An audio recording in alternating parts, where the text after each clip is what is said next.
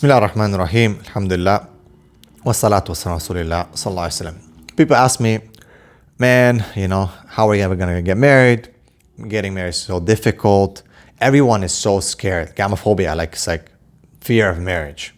We cannot. It's too difficult. Why not, brother? I don't have the means. Okay, let's address this issue. I don't have the means. Okay, I'll address other, in short videos, other reasons why people delay marriage or they don't want to get married. Everyone wants to get married, supposedly, but they have this amazing, perfect idea of how it should go. Not just the marriage, but how it should lead up to the marriage and the marriage into it and so on and so forth. So one of the common excuses that we get is that I don't have the means, right? So people are addicted to porn, delaying marriage, being in their 30s, committing zina, suffering, being in depression even, anxiety and so on, because they're saying, I can't. My parents won't allow me. I'm 30, but they're saying, you're not ready. Oh, I'm a woman, I'm 30. My parents say, you're not ready. It's like, I'm 30. When am I going to be ready? Exactly, that's the question. When are you going to be ready? So what are some of the solutions? I always advocate for early marriages. People get upset. They get super upset with me. Brother, this is not good. They should continue their education. They should finish their education. I'm like, okay, so they finish their bachelor's, then they have to do master's. They finish the master's, then they have to do PhD. If they don't, they finish their bachelor's, then they have to get a job and they have to get this and this and this and an apartment and on. Anyway, they marry by 30. What do you think they're going to do by 30? Fasting Monday and Thursday, everyone? MashaAllah, inshallah. But the reality is that doesn't happen. So they get upset with me when I say marry as young as possible. But again, the objection comes in, well, they don't have the means. I don't have the means to get married, brother. Okay, what's the means? So what is the solution? I like to give solutions. What can a community in the West or in the East or everywhere, anywhere, do as a community? See, the problem is with us that we leave people to themselves. Allah says, وَتَعَاوَنُوا عَلَى الْبِرِّ وَالتَّقْوَى. وَتَعَاوَنُوا. Come together, participate, cooperate in bir and taqwa.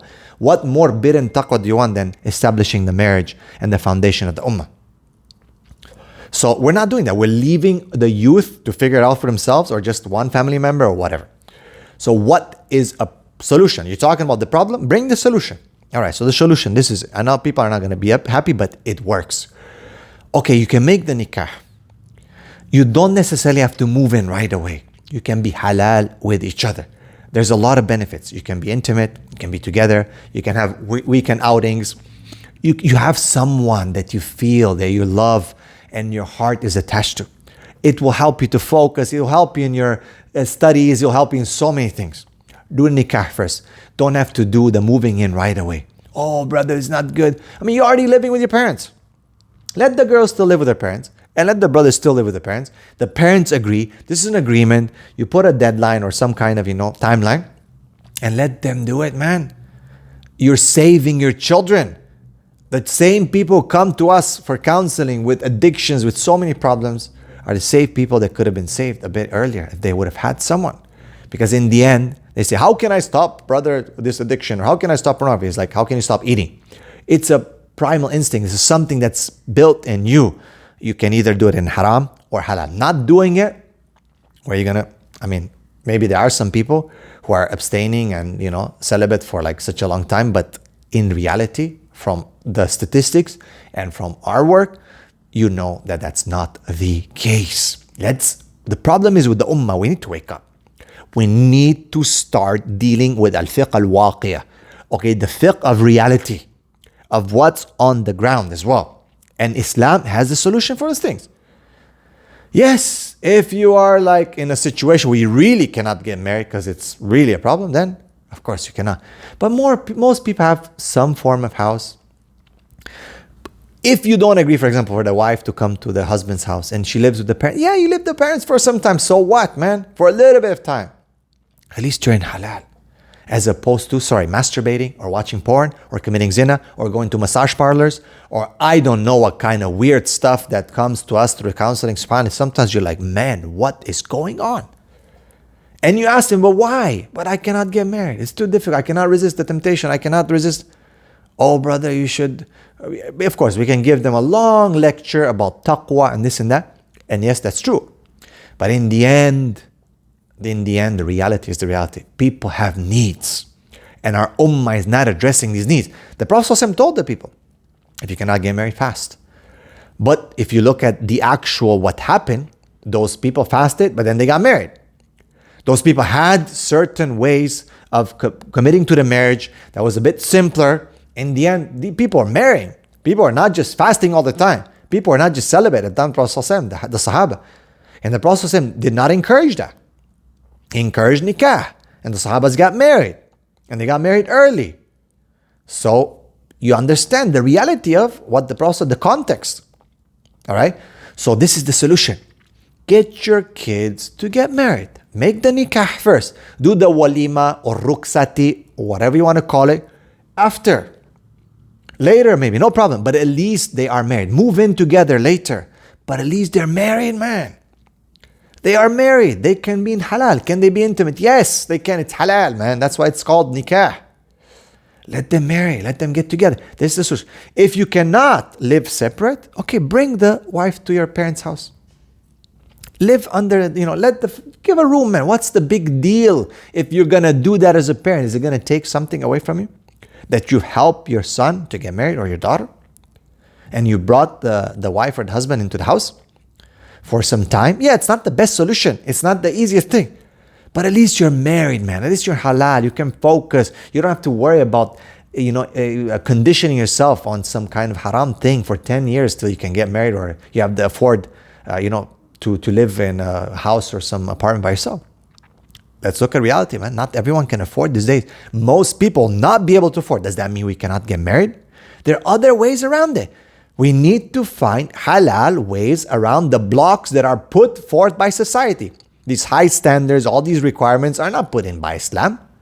Okay? They're put by society and demands and standards that are built by, sadly, those people who could care less about marriage. But the community has fallen into this trick of like, no, he's not ready. He's not ready. When is he going to be ready? What, there's going to be a clock that says, ding, he's ready? No. See, it's very, very wrong. So this is one situation. Or let them live still with their parents, no problem. But at least they can meet on the weekend. Maybe they can go to a hotel on the weekend or something, spend some nice time together, go for a trip. You can, hold hands. You can go outside to a park. You feel like you have someone, man, as opposed to I'm telling you, people are depressed. I had a client today, and after listening to them for about 30 minutes, I said, you know what you need? You need a husband to love you, to be with you. You need love. That's your solution. There's nothing wrong with you. You just need someone. You need companionship. And this person is depressed. They're getting to depression because it's not natural to be alone, not to have someone who loves you, not to be intimate, not to be with. It's not natural. It's not natural. For centuries, our world has been functioning on a certain system, and now here we are in this 21st century, for just about, since the Industrial Revolution, now it's all about, I gotta wait, PhD. I was talking to someone, PhD, whatever, degrees. And they're like, I feel so I lost my life. I'm not saying don't study. I'm not saying don't have PhD. But you can get married, man. Imagine you get married, you can still study. You can still study, but you have someone that you're married to and that you love and you can talk to and you can have companionship with, you can be intimate, make love to, remove some of the stress. It changes you. Oh, it's all about sex? It's all about sex? No, it's not all about sex. It's about love. It's about making love. It's about what happens to your body after you make love. It's about what happens when you have someone to share your pain with. It's about what happens to when you have someone who's close to you. That's what happens. Oh, but they should just think about Allah. Allah is always with them. Yes, of course. And are you better than the Prophet ﷺ? Did he not? He could have said, hey, I'm just going to be celibate. I'm alone. I just want to think about Allah. No, he's the best of creation. And he was married, not once, but more times. I know people don't like that. Okay, he didn't just take one companion. He took more than that. And he said, حُبِّبَ إِلَيَّ مِن دُنْيَاكُمُ الطِّيبُ. And he said, I love from this dunya women.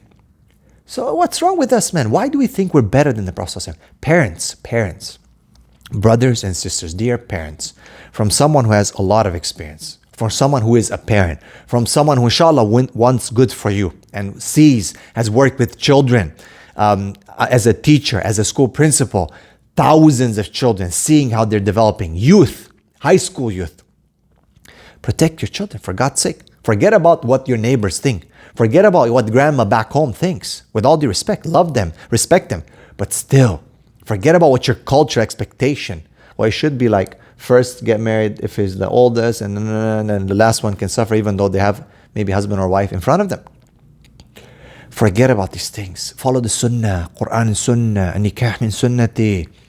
Kama qala salam. Stick to these things. Save your children. Save your children now. Because when they hit puberty, with all these phones, everyone's got these phones, access, or someone says at school, that's what they say. Like, I'm telling you, how do students get involved in these things? Oh, bro, look what I discovered on the internet. Boom. They get addicted. And I have clients who got addicted at the age of 12, 11. Ya Allah, subhanallah. And people are saying, no, brother, you're talking mad stuff, brother. Yeah, you're talking mad stuff because you're sitting there having no clue what's happening. You're not in the trenches. You're not in the field. You're just sitting there. Wake up, Ummah of Muhammad sallallahu alaihi wasallam. Get your children married. How? Oh, brother, this is going to cause a problem. Bro, it's better that they get married and commit halal than then conditioning themselves on haram. And then people wonder, well, I don't know why our marriage is not working. How old are you? Oh, I just got married. I'm 35. Oh, yeah, really? So what you've been doing for the past 20 years? You've been getting used to yourself. And now, of course, you cannot share life with another person. And you cannot compromise and understand and deliver and be intimate in a certain way because you've been alone for all this time. Oh yeah, you got all the PhDs and masters and whatever. Great, good for you, man. And now you are in depression. And not just that, you're risking your akhirah. This is the problem. This is how the system has fooled us to believe that these are priorities. Dunya. Why you want a PhD? Dunya. Why you want a master? I'm not saying PhD is wrong. I'm giving you a solution where you can go in parallel. But I'm not saying you shouldn't study. But I'm saying is, why aren't you prioritizing? Why aren't you caring about halal and haram, about what Allah thinks, not about what your neighbor thinks or your culture? You know, parents say, control yourself. That's what they're telling some of the kids. Control yourself. Wait, can't you control yourself? Can't you control yourself?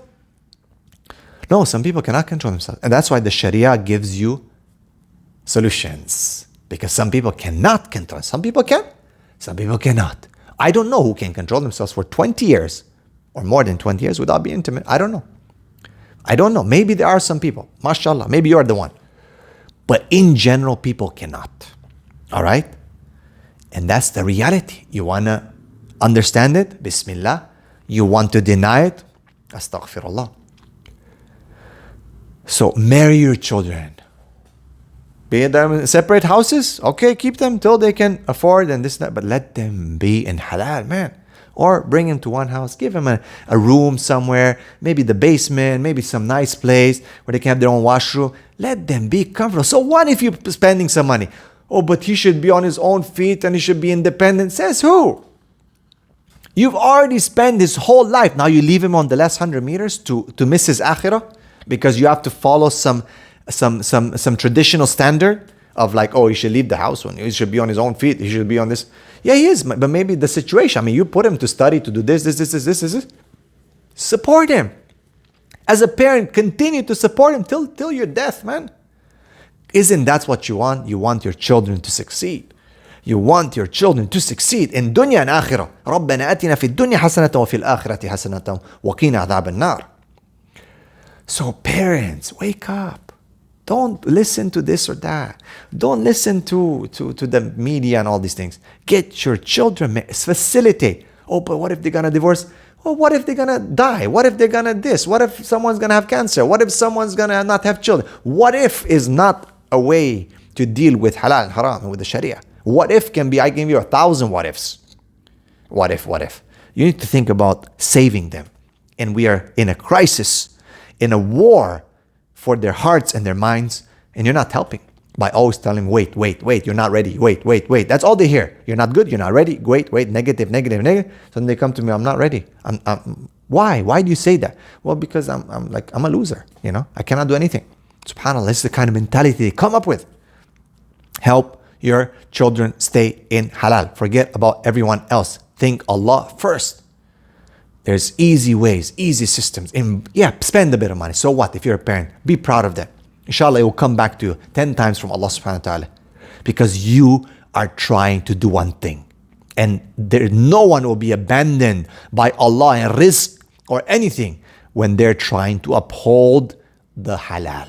It is not. It's a promise from Allah that He will support them. So, what's up? I leave that up to you, my brothers and sisters. My dear parents, I hope this message reaches all of you, inshallah, from someone who really has experience with youth, with students all over the world, who can tell you that it's a crisis. And I don't know, give me another solution. Okay, type it in your comments. Give me a better solution. We have a problem? Give me a better solution. I've given you one. Barakallahu feekum. Assalamu alaikum wa rahmatullah.